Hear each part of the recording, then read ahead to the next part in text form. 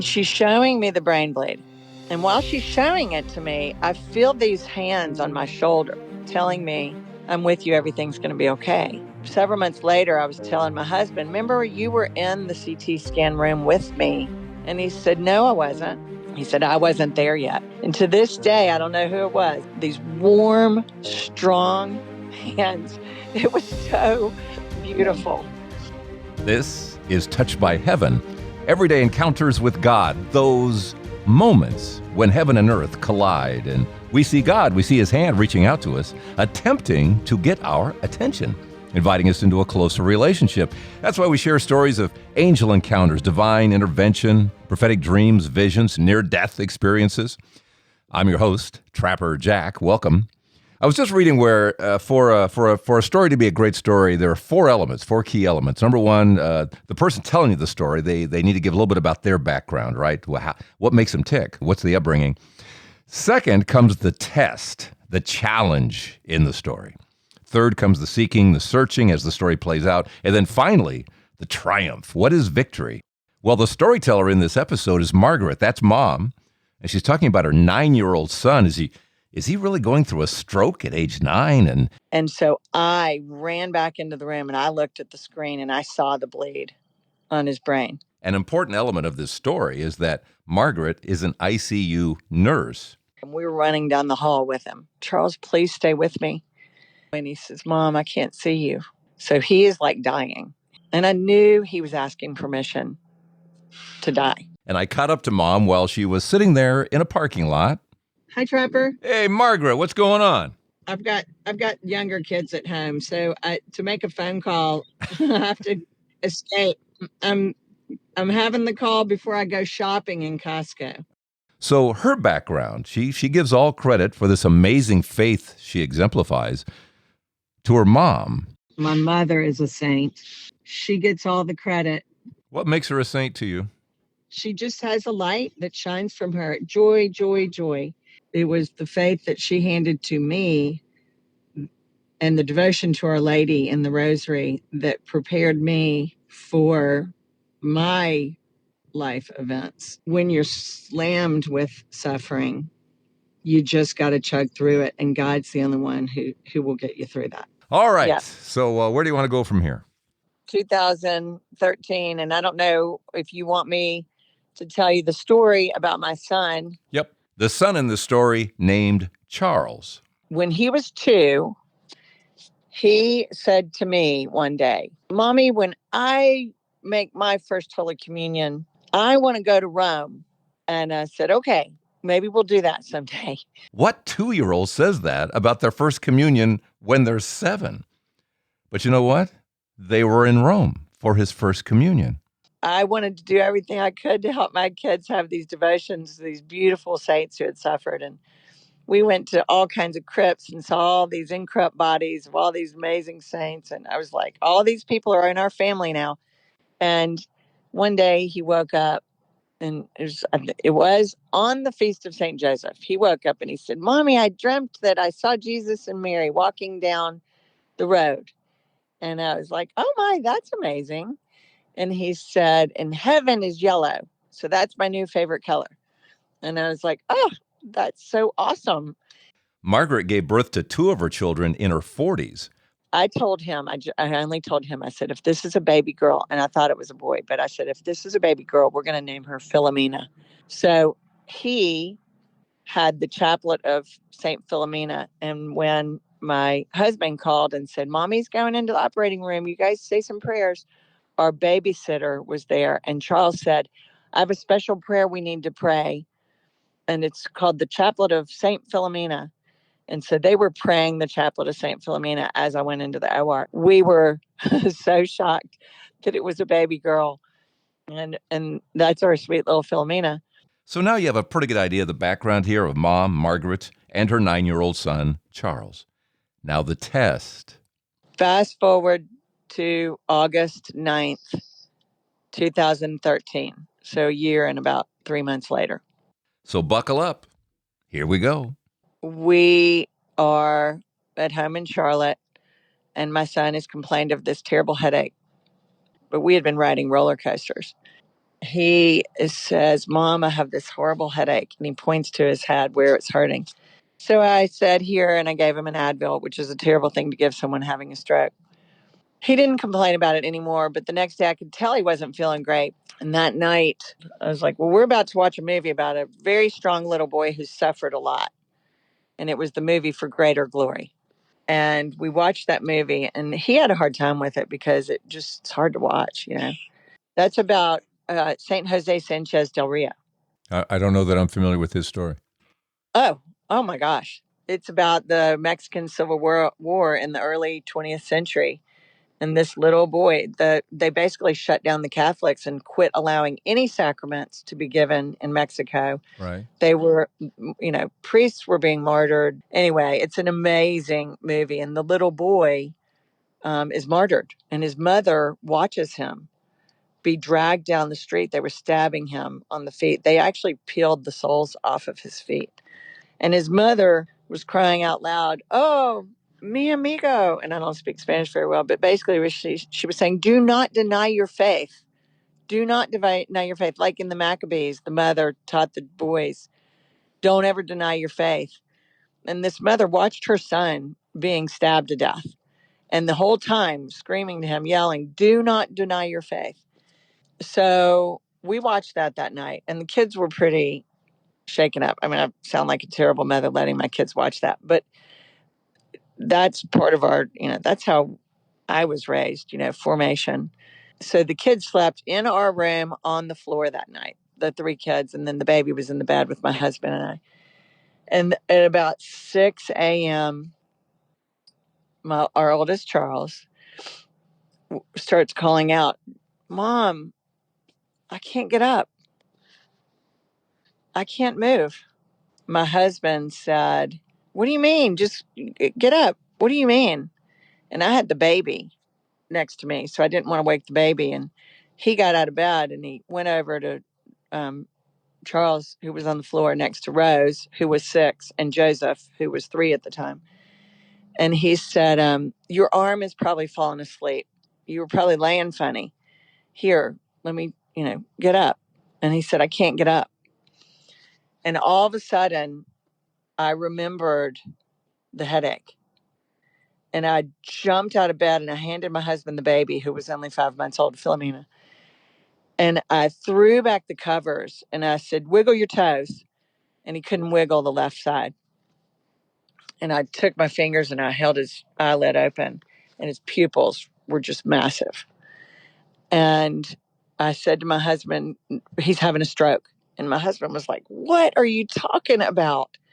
And I grabbed the phone and I called 911 and I brought the phone over and I was talking to the operator. I said, my son's having a stroke. You need to come to my house immediately. And I gave her the address. She's like, hang on, you got to call down. And I'm like, no, I swear, I'm a nurse. I know he's having a stroke. His face was drooping.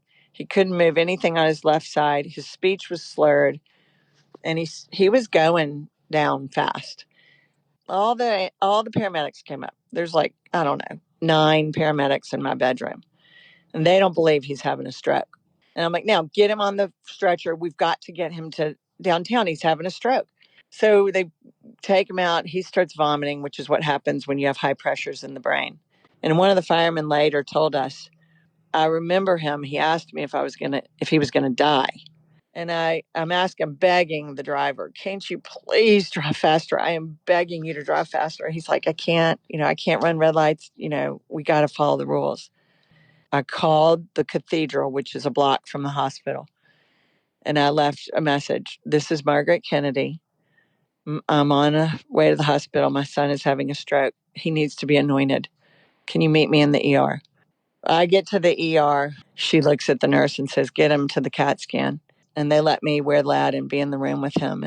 And so I'm a seasoned ICU nurse, so I knew what to watch for. I see him going into the tube and they start taking the pictures. And I'm looking behind me through the glass window at all the techs because I knew if something was wrong, I would be able to read their face. And all of a sudden, somebody mouths an obscenity to another one, and they pick up the phone and they call anesthesia and neurosurgery. And so I ran back into the room and I looked at the screen and I saw the bleed on his brain. And I ran back in. I told the nurse, we got to get him back to the ER. And we were running down the hall with him. Charles, please stay with me. He was afraid he was going to die. But then when he asked me on the way from the CT scan to the ER if he was going to die, Mom, I'm just so tired. And he lost his vision. Mom, I can't see you. So he is like dying. He's going out at this point. He's dying. And the priest had met us before we went to CT. I was on my knees praying the chaplet of St. Philomena.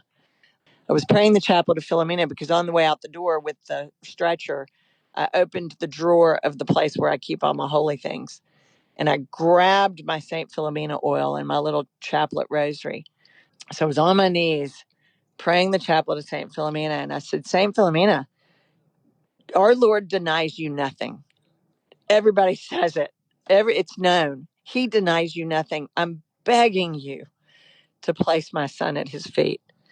That's when the priest walked in and he looked at me and I said, can you please anoint him? And he anointed Charles. And then we rushed him to the CT scan.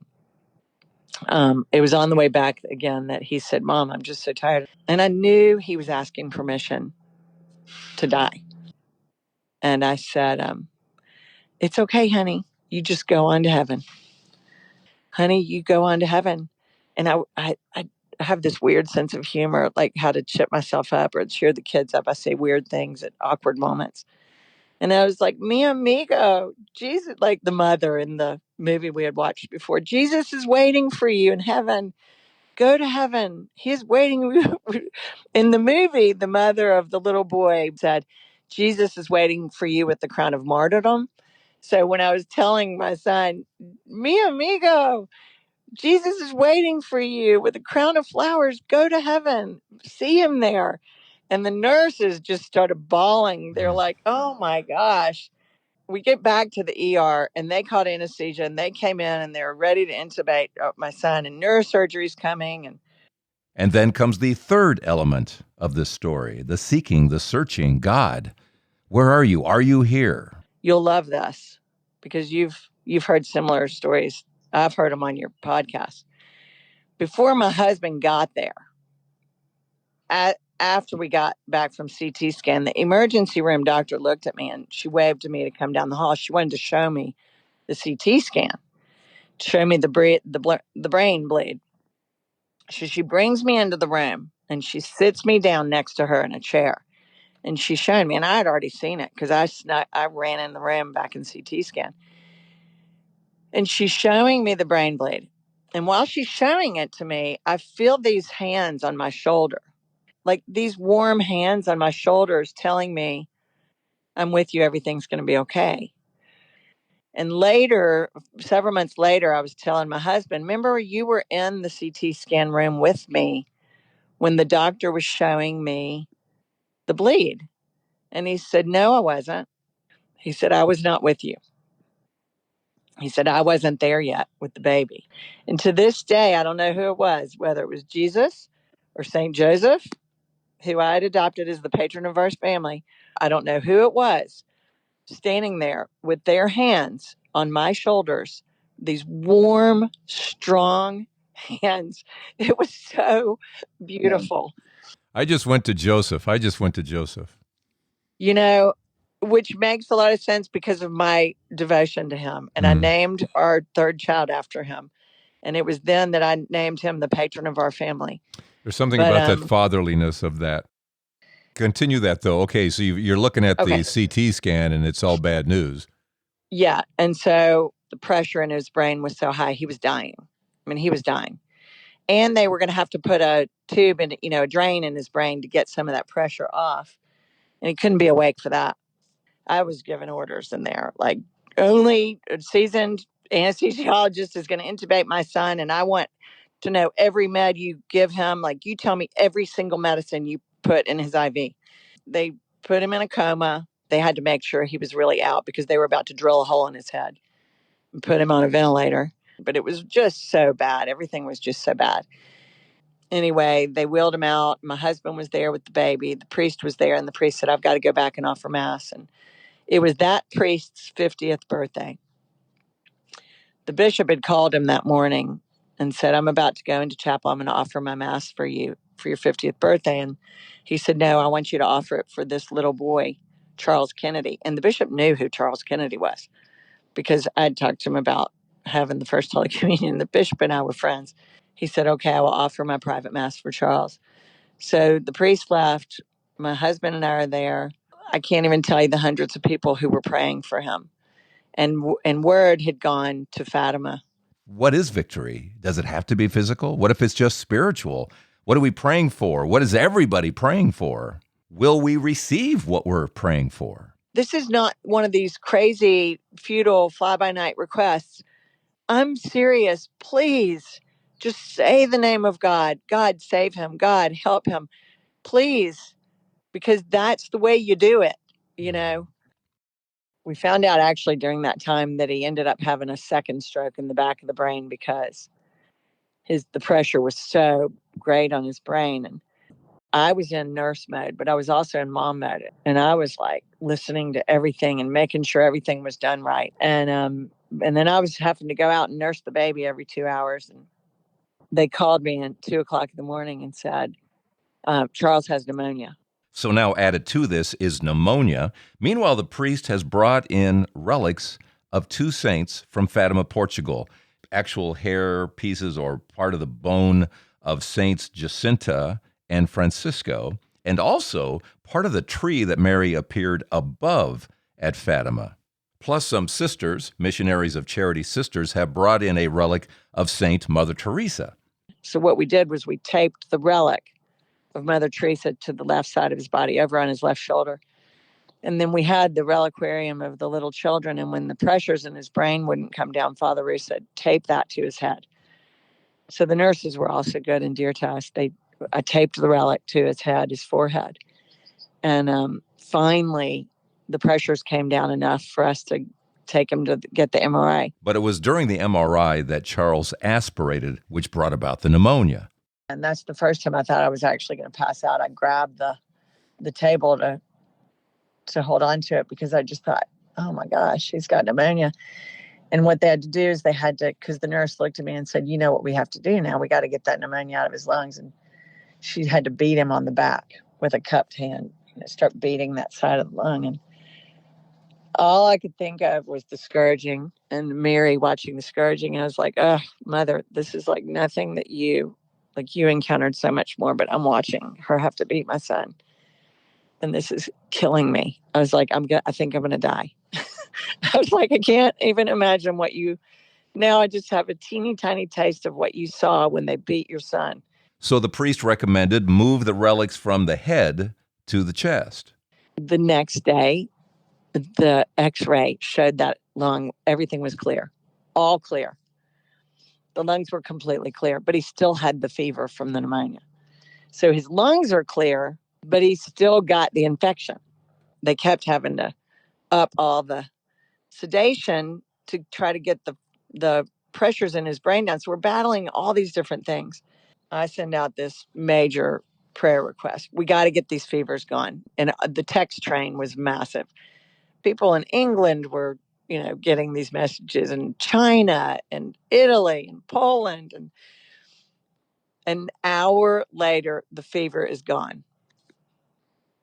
Gone. So we can get him off the ice cold blanket. We can actually move his body a little bit. Meanwhile, and everybody knows with a brain injury, a stroke, whatever, it has to be complete quiet in the room. The lights are off.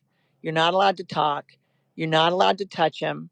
You're not allowed to do anything. They couldn't even turn him to make sure he didn't get bed sores because he was so fragile. Any movement would make that brain pressure go up. So we're just dealing with so much here, trying to save this kid. Meanwhile, the priest is bringing the precious blood of Jesus in every day. He had to get special permission to do this. And because I had asked him, can you bring Charles Holy Communion? Can you bring the precious blood and just put a touch to his tongue? And so he would. So he would walk through the ICU with a little teeny tiny chalice. And all the nurses are watching him. Here he comes. He's bringing communion to him. And, one or two of his nurses had been raised Catholic, but we're no longer Catholic. And one of the nurses was like, I brought you this cross that came from the Holy Land. I'm not Catholic. My parents are. And I just wanted you to have this. And I just kept telling my husband, we have to trust. We've got to trust. We've got to trust. And my friends told me that at one point, everybody was in the waiting room. I don't know. There were 15 or 20 people in there. And I raised my hands to heaven and I said, and I don't remember this, of course, but I said, Lord, of course, here I am, an ICU nurse, and this is my son. This is this precious little boy who loves you so much. And I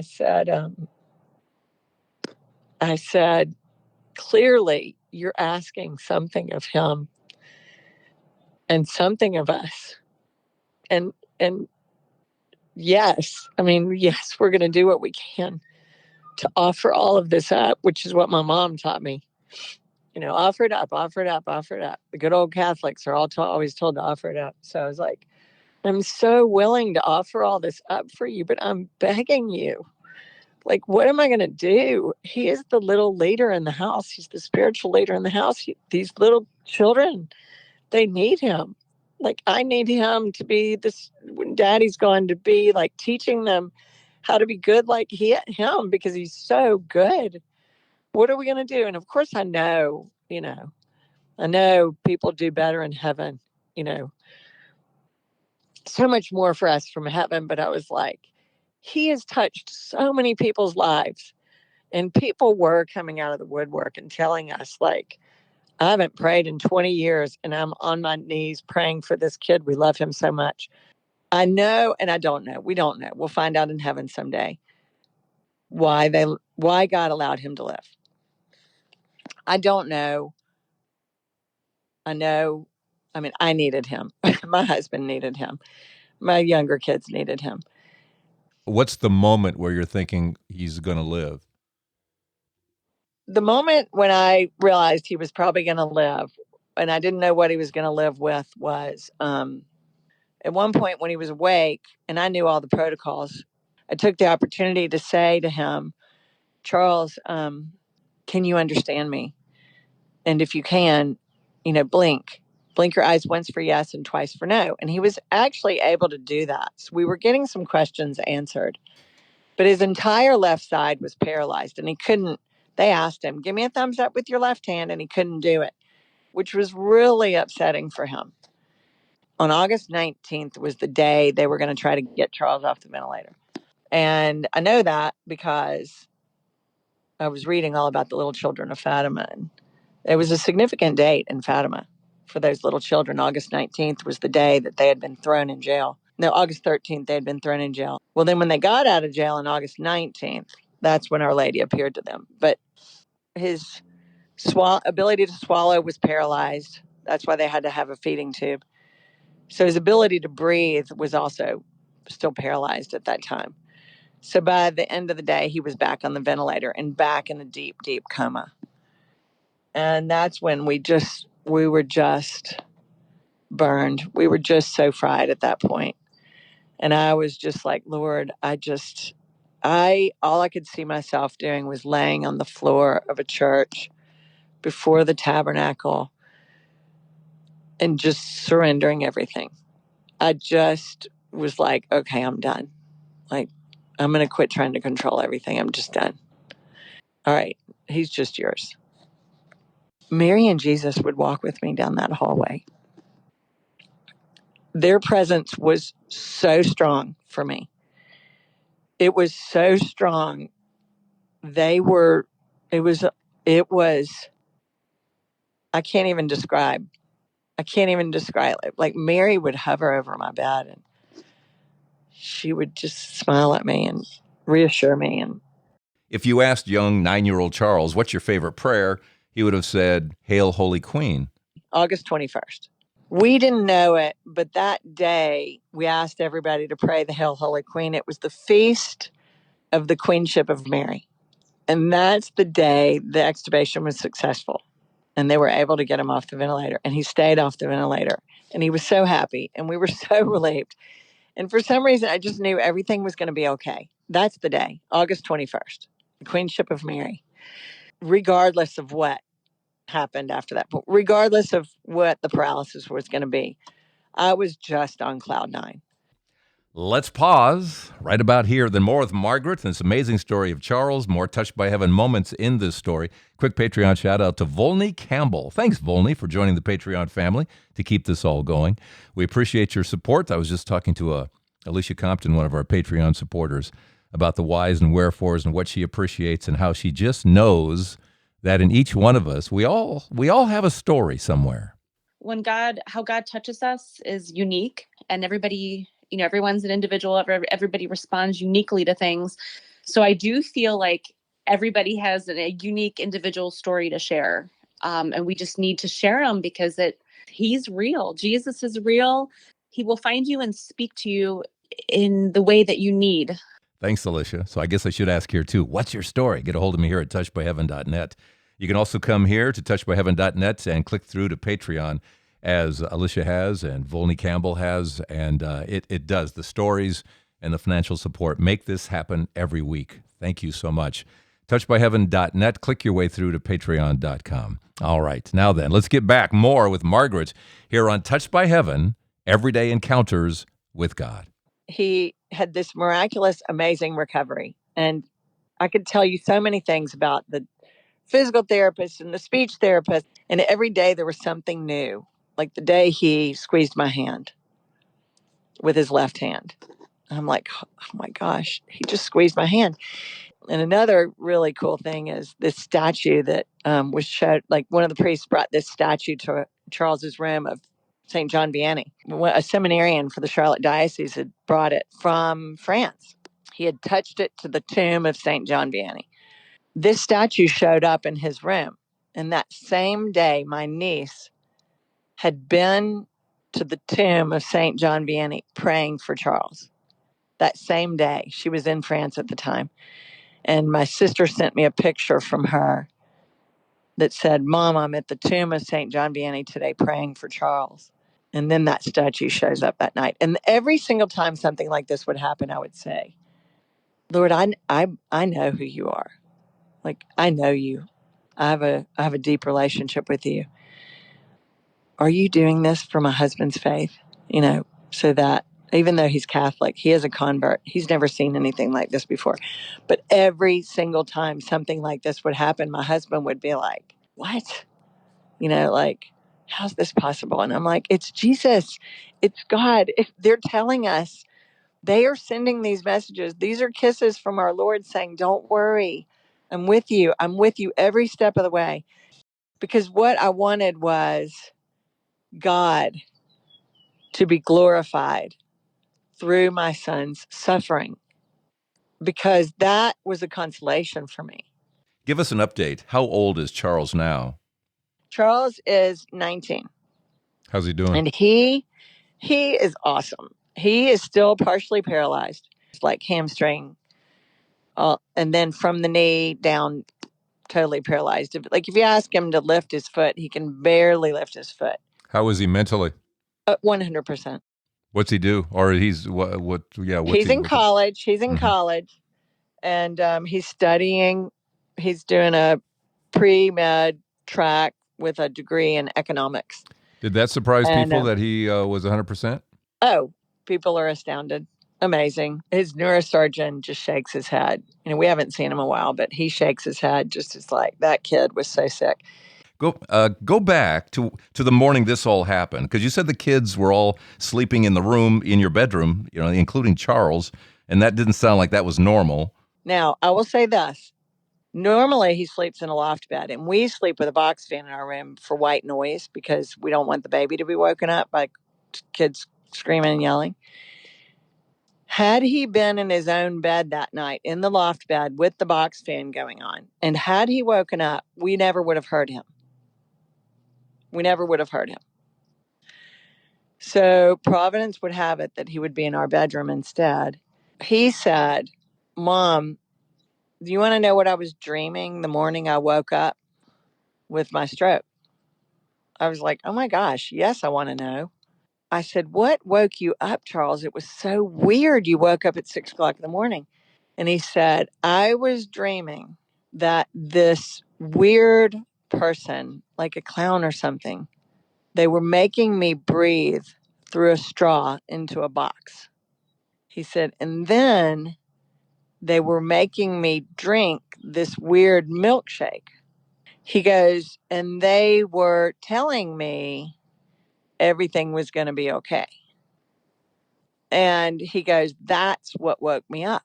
And had he slept until 8:30 like he normally does, he probably wouldn't be alive today, because we were at the hospital by 7 a.m. and he was on the ventilator by 8 a.m., breathing through a straw into a box, basically. Yeah, that's divine intervention, obviously. Showing him he was going to be drinking some weird milkshake through a straw.